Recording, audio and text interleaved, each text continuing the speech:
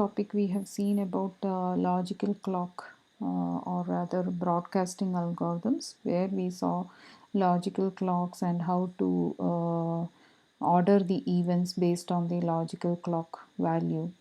And we also saw how to update the logical clock, right? When some process sends a message, how to update, and when it receives a message, how to update, right? So this ordering is very much important when you are dealing with the distributed programming.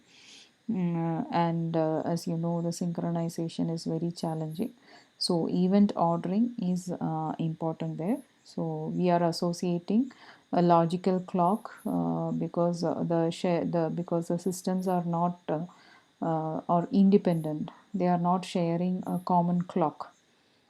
So that's the reason we are going for the logical clock. Now, as a continuation of the topic, in this video, we will be seeing about distributed semaphores.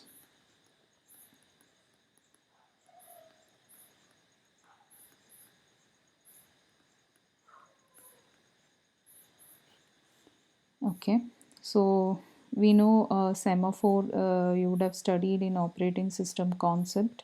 You have two operations, that is, you have P of S and V of S, right?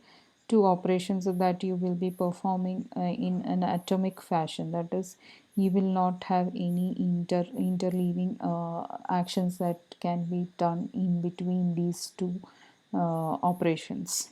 Okay, so we call that as an atomic action. So V of S is, it increments the value of S, so it increments S as an atomic action. And P of, so if you are executing an P operation, it checks if S is positive. If S is positive, then it decrements S. So this is a basic action of semaphore operations, that is P and V. So when you go for an semaphore invariant, that is always this will be true as in case of normal loop invariant that we will be for any algorithm that we have seen. So similarly here in this we will be having, that is, the number of P operations, the number of completed P operations is at most the same as number of completed V operations.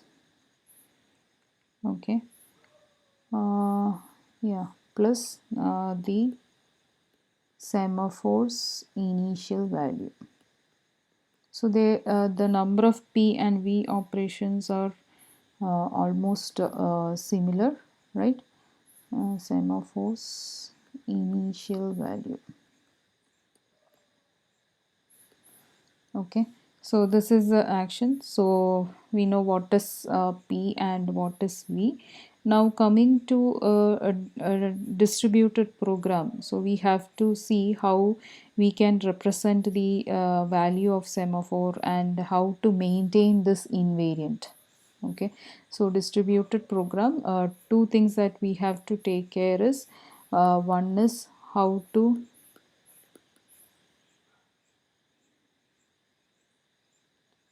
represent the value of a semaphore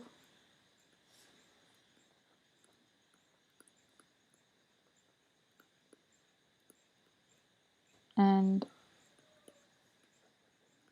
maintaining the semaphore invariant.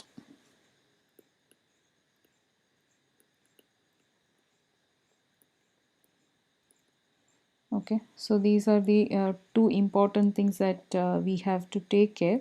So in particular, what is required is how we can the way to count the P and V operation. So if it is a way to count P and V operations, right? Only then we can be sure about this loop invariance, right? So we have to count the P and V operations and the way. So this is one action that we need to check, and the way to delay P operations.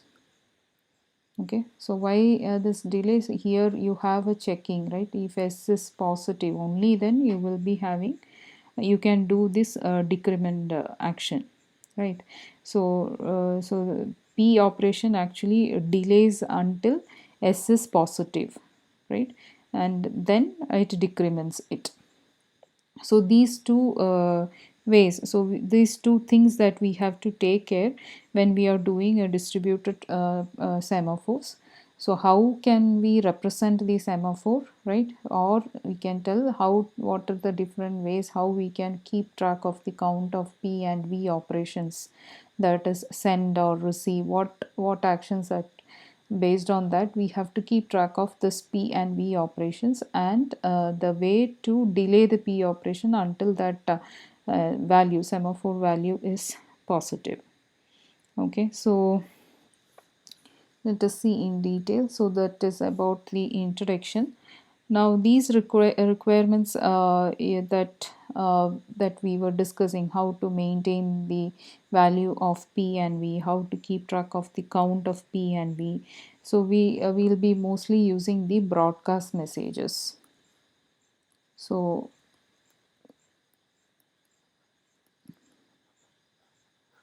we'll be using the broadcast messages. So each process will be sending broadcast this message when they want to execute P and V operations. So, and by having them, what is done is like you will receive the action, whether it is a P or V. Then based on that you will be performing the updations, right? So in particular, so each process, say I have a process, let me represent it. So you have a process, and in each process you have a local message queue. So each process is associated with a message queue. So you have a message queue, I'll represent it. So each process you will be having an associated message queue, and to that process you have a logical clock. Okay, let it be LC. Here I'll represent it as MQ. Okay, so each process you will be having a local message queue. So this is local to this process. Okay, so local message queue, say MQ, and a logical clock LC. So to simulate this execution of P or V operation, so a process actually broadcasts the message to all the user message. So if this process wants to execute a P or V action, so this will be first broadcasting the message to all the other processes. Okay, so you have set of processes. So to all the other processes, a single process, if it intend to execute any semaphore actions or operations, that is P or V, it will be sending a broadcast message, as we have seen in the previous video how to broadcast. So it sends the message to all the user processes, including itself. Okay, so this message which it is sent will contain, so the contents of that message, say will be having, you will be having the sender ID, then a tag which represents either P or V. Okay, so which operation that you want to perform and the timestamp. Okay, so that will be the content of the broadcast message. So you will be having the sender ID, a tag which is either a P or a V, and then the timestamp. Okay, so the timestamp, as we discussed, the timestamp is when is this message originally generated. So this timestamp value is actually the value of the logical clock at that instance, value of LC. So value of the logical clock is sent as a timestamp for that broadcasted message. So which is updated according to the logical clock update rule that we have seen in the previous video. So when a process receives, so this is the sender part, right? When a process sends a message, so you have a process is associated with a local message queue and you have a logical clock associated. And if this process is intended to execute any semaphore related operations, so first action is it broadcasts a message. The broadcast message format is like this: you have a sender ID, you have a tag with it will be a P or V and a timestamp associated with that.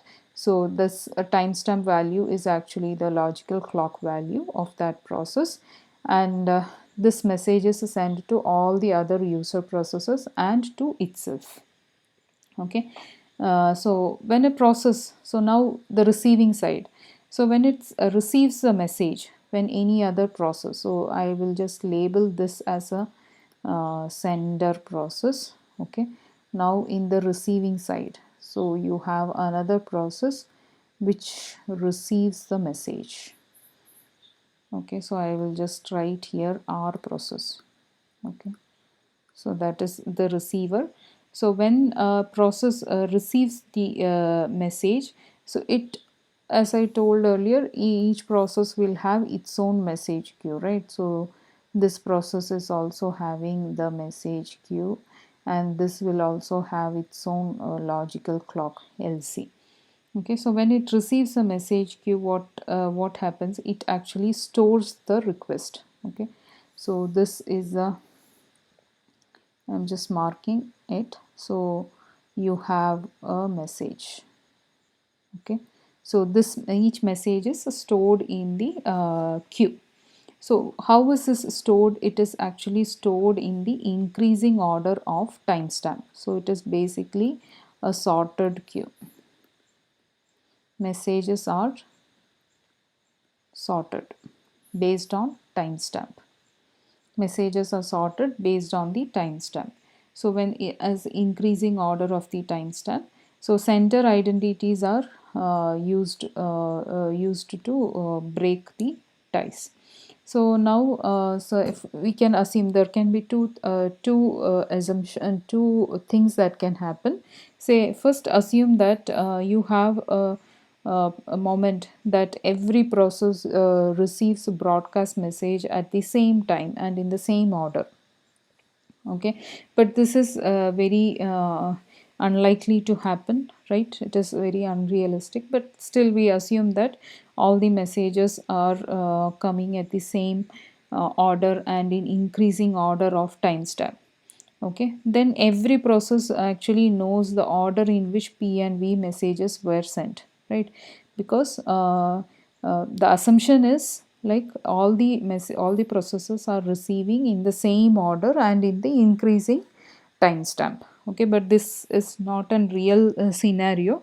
But if that is the case, the count the number of corresponding P and V operation, and you will be able to verify that semaphore invariant, right? That is that you can see that we have discussed like a number of completed P operation is at most same as number of completed V operations, right? So that count can be maintained if that is the assumption, but this is not an real life situation, right? So, and you know that atomic, it is broadcast as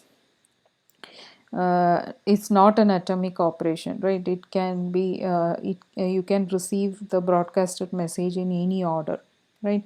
So that is unrealistic. So now when you come to actual scenario, so two messages broadcast by different processes, you can receive it in different order, right?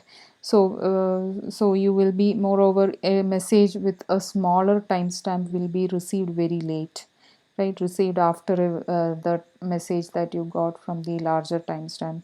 But message queue are maintaining it in the sorted order, right? So different messages can broadcast by one process will be received by the other process in the order they were broadcast by the first process. Okay, so these all things, that is basically the order of message will be different.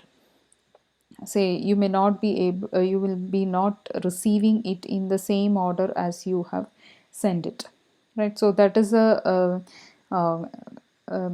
thing that I want to convey here. So in that case, what happens?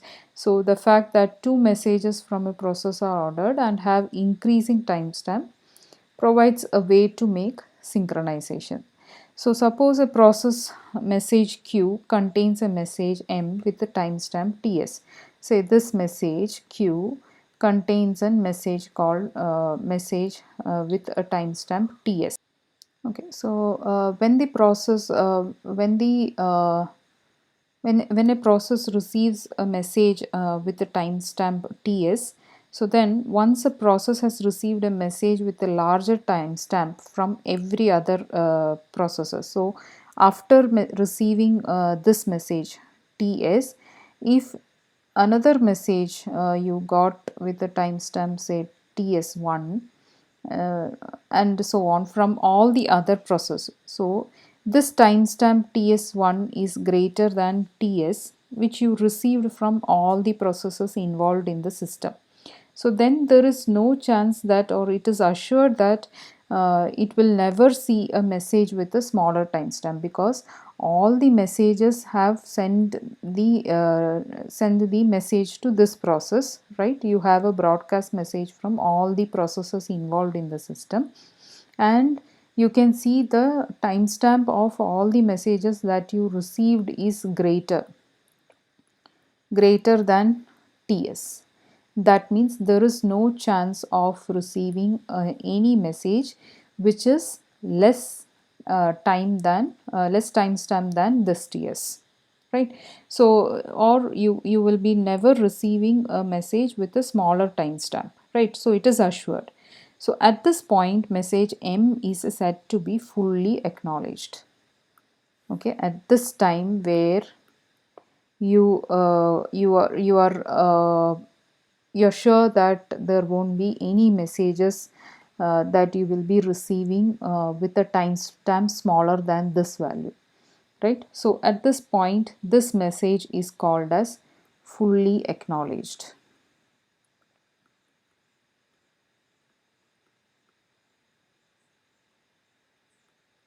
Okay, so once M is fully acknowledged, then every other message in front of it, so every other messages in front of it is also is also having a timestamp which is less than this TS. As you know, the message queue is sorted based on the timestamp, right? So once M is fully acknowledged, then every other message in front of it in message queue will also be fully acknowledged, right? So this part of message queue, that is after this point, I mean before till this till the TS, this point, the MQ containing fully acknowledged message is a stable prefix. So this part of the message queue is called as stable prefix. Okay, so you are sure that after this, all the processes that values the messages that you received was greater than this TS, right? And from that we understand that there will be no other process which will be having a timestamp which is smaller than this ts you will not receive in future, right? So with this it is clear that all the message including this ts and in front of that ts, they are all called as fully acknowledged message, and this part of the message queue is called as stable prefix. Okay, so no new messages will be inserted into this part of the message queue, right? So whenever a process receives a p or v message, what the another action is, so you know we have now send message, and once it receives, these all things are checked. So once a P or V message is received, what it will be doing is you this will be sending an ACK to the ACK is actually broadcasted. So you will be having an acknowledgement is broadcasted. So whenever a process receives a P or V message, it broadcasts an acknowledgement message. So this acknowledgement are broadcast, right? So rather than just sending it to a individual processes, it is broadcasted. So the ACK message will also have its timestamp, but the only difference with the other messages and the ACK messages is that the ACK messages are not stored in the message queue. Okay, so so they are not stored in the message queue, and they are themselves not acknowledged. Okay, so they are used simply to determine when a message in message queue has become fully acknowledged. So the reception or the broadcasting of this ACK indicates that in this process you have an fully acknowledged message queue, or there is a part of a message queue which where you have a stable prefix. Okay, so this hope this part is clear. uh, so coming to the to complete the implementation of this distributed semaphore, so we have to do two things, right? You have to count the p and v operations, and you have to delay the operation of p, right? So these two things we have to represent in the distributed implementation of a semaphores. So you have to keep a track of np, that is number of p operation, and nv, that is number of v operations. Okay, so each process actually simulates the P and V messages stored in the stable prefix. So we have found that what is a stable prefix. Now that you're sure that there won't be any other messages that will be coming with a lesser timestamp which is available in the stable prefix. We have locked that part, right? The stable prefix, there won't be any message inserted in that part of the message queue. So we are now ready to implement or execute the P or V messages or P or V operations at those part that is a stable prefix part of the message queue, right? So execute P and V operations stored in the stable prefix of message queue. Okay, so in the order in which the messages are stored in MQ. So in that message queue, in the stable prefix area, it will be arranged again in the timestamp basis only. So in that order, in the timestamp basis order, you will be executing the P and V operations. So in particular, so you will be keeping track of the local counters, that is you will be having NP and NV. As we told, message queue is associated with each local processes. So each process will have its own associated local message queue and logical clock. So this counters, that is NP and NV, this local counters are maintained as and when you started execution of the operations NP and NV in the stable prefix area of the message queue. So that you will be keeping track of NP and NV of fully acknowledged. So this we have already explained what is fully acknowledged. So fully acknowledged part of the message queue. Fully acknowledged P and V operations will be processed. So now when a V message becomes fully acknowledged, the process increments NV, and the same when you do it for P. Okay, so when so you have say V, if say V operation is fully acknowledged, you will be incrementing NV, increment NV.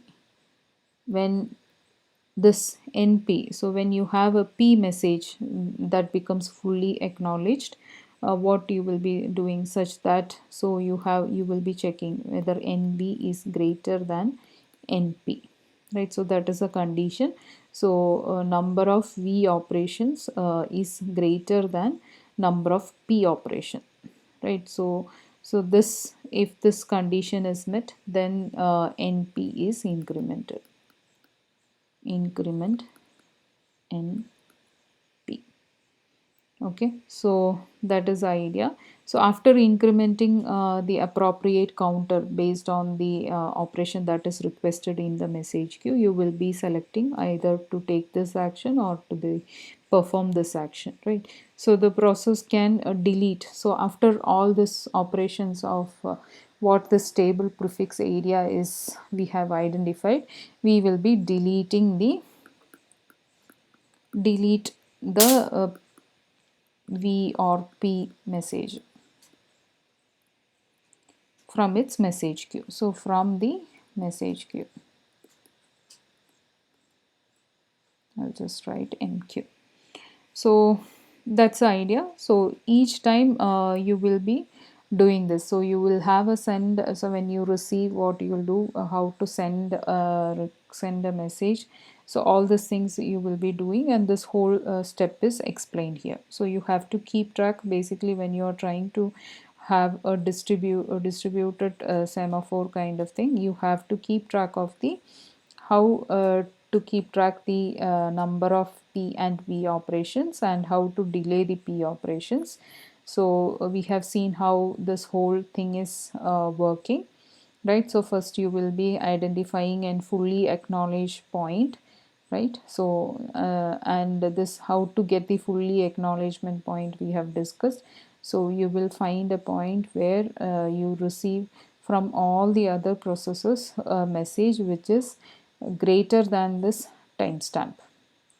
So once that is identified, that becomes a fully acknowledged point, and all the messages before that will become a stable prefix, because there is no way that you will receive a smaller timestamp value than this, because you have all received the messages which is greater than this timestamp from all the other process involved in the system, right? So this part will become the stable prefix. So once you identify the stable prefix, each you will be maintaining the local counters of P and V, and a fully acknowledged P and V operations will be executed. So you will increment the to keep track of the count, you will be incrementing the corresponding value, and once the operations are executed, you will delete those operations from the message queue.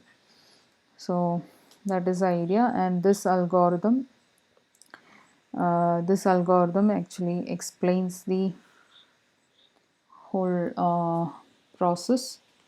So you can see here you have an user process which sends the request, and you have an helper where we actually implement the P or V operations, what is to be performed by the process.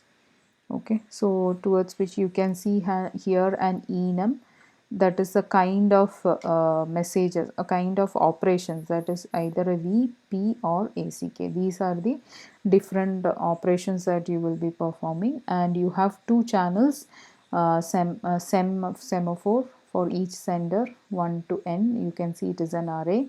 Then sender, as we have described in our earlier diagram, you have a sender ID, the tag and the timestamp.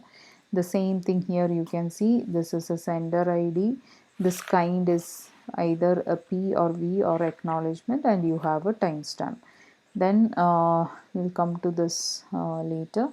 So you have here user process. So in this user process part, you are maintaining a logical clock, a timestamp, and you have a broadcast message. So broadcast message in the channel SEM. So it will be received by all the processes. So it is a broadcast. So I, the sender ID, then you have the action V, LC. So once it is sent, you will be updating the logical clock by incrementing it by 1, right? So you are incrementing it, so it's a send action. So please remember the rule of updating the logical clock. So and then you can see here it will be received each from the semaphore. So you are receiving it, the sender ID K. In K you will be having the operation and the timestamp. So when it is receiving, what you will be doing, you will be checking the updation of logical clock is you will be checking which is greater, either the LC or the timestamp plus 1. So based on that, the updation will be done. Then based on the tag, that is K is equal to P or K is equal to V, you will be inserting it into the appropriate place in message queue based on the timestamp. Appropriate place in the sense, based on the timestamp value, you will be inserting it into the message queue. So that action is done. Then you will be broadcasting. So we have seen that. So after receiving, you will be broadcasting the ACK. So that step is done. So you have a broadcast ACK, and again it is a send action, so you update the event. So event ordering is important in any synchronization process, right? So you will be updating the logical clock, and this ACK, as I told, it will not be saved in any of the message queue. It is just an acknowledgement sent to all the processes. So if it is ACK, record that another ACK has been seen, right? So you are identifying the fully acknowledged V messages. Okay, so it can be for P message or for V message, right? This ACK can be. So if you see a fully acknowledged V message, remove the messages from message queue and you are incrementing the count of V operation. And similarly, if it is a fully acknowledged P message such that NV is greater than NP. So that is a condition here, we have described it. NV is greater than NP. Then you are removing the message from message queue and incrementing the P counter. So this is the whole idea of distributed semaphore.